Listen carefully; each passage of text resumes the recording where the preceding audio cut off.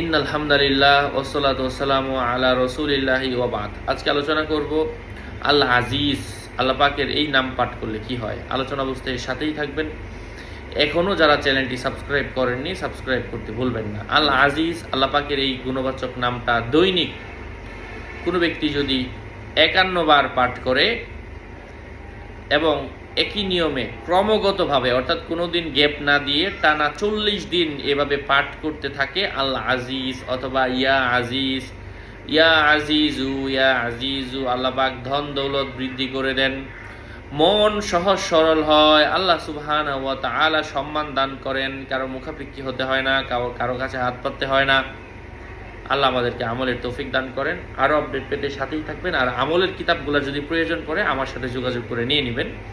আমি যে কিতাবগুলো থেকে আমলগুলো দিচ্ছি 0908183699। আসসালামু আলাইকুম।